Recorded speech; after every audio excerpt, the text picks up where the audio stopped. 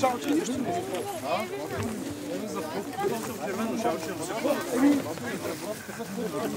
Шалче ти искате ли? Или по-добре си вземе, който ще шалче.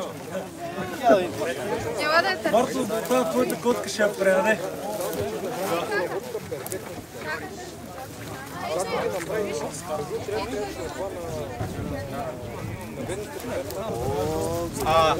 Аз предлагам обаче да не си тръгнат хората да се снимаме първо. Да, всичките. Нека всички да застанем пред трансперата да се снимаме. Ена там отидаха нагоре.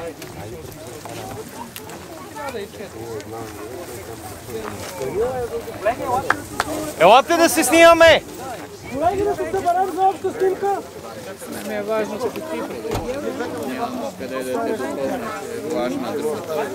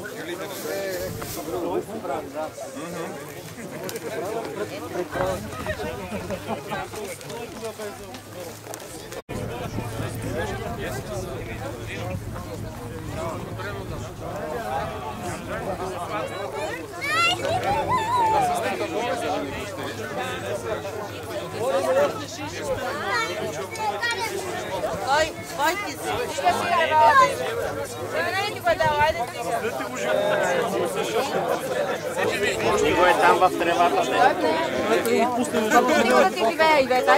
Ще умре така. Ще умре така наистина, да. Айде, рибата си е риба, ама това е друго животно, то не се яде. Да, аз това се чува как не му се скъса опашката още.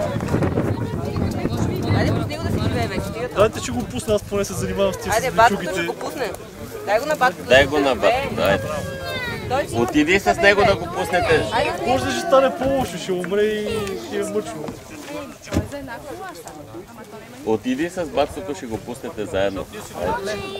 И майка ти ще дойде да снима. Ема не, ти така ще го умориш. А какво ще го правиш?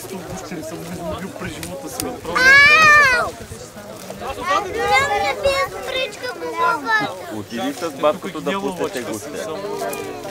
Айде.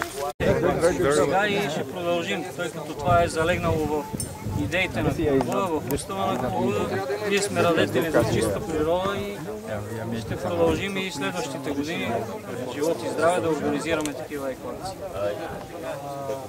Колко хора участваха на нашето мероприятие и те само по стари видри? Ами най-радващото е, че всяка година се увеличава броя на участниците. Тая година около 75 участника.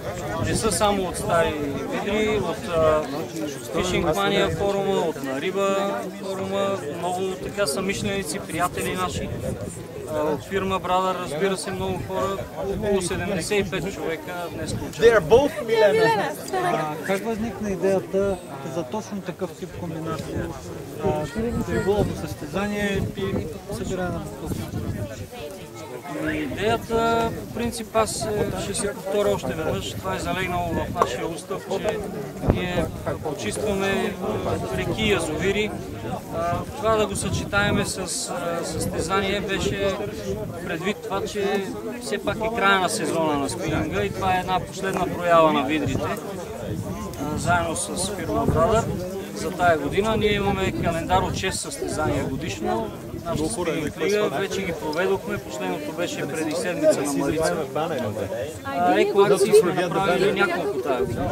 Също и 2 риболовни училища. Едното в до река Янтра, другото го направихме пролетта през месец март на река Искър. Стараем се да правим неща, които са уникални за България. До сега сме направили над 10 риболовни училища за деца. Те са напълно безплатни за всички участници. Също и над 40 състезания, над 15 екоакции. Зарибяваме водоеми с балканска пастърва, с други кишници. Тая година пускаме сок в водоемите. Значи всичко това го правим с много ентусиазъм, с много душа и сърце и затова се получава. Виждате колко хора са дошли. И последно, защо Брадър? Как Брадър са на слон? Ами, те също са радетели за чиста природа. Виждате колко бокуси има по водоемите и ако такива хора като нас дават пример, ние не можем да изчистим цяла България и не се и стараем да правим това нещо. Но това, което като пример го даваме, е просто ако много хора си зададат въпроса защо си тръгват след риболов или след пикник и оставят всичко на поляната и на гората. Ако повече хора си прибират бокука, няма да е такава гледката. Както виждате, събрахме над 50-60 чувала за един час. Нека просто да има повече хора, които си събират отпадъците и няма да е такава картината във водоемите. Всеки иска да му е приятно, да му е чисто, всеки трябва да полага някакви грижи да си събира отпадъците след като си тръгне.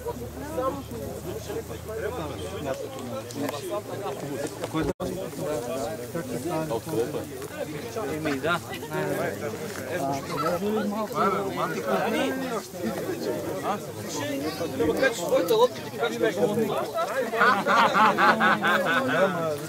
Да мине към господин Филата.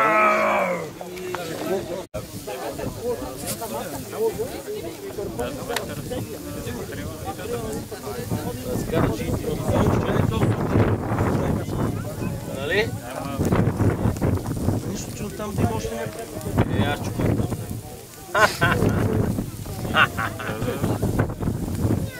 Махнал аз там. И не ще. Нали тук преди тесното, последния залив? Точно. Да, е там първия залив.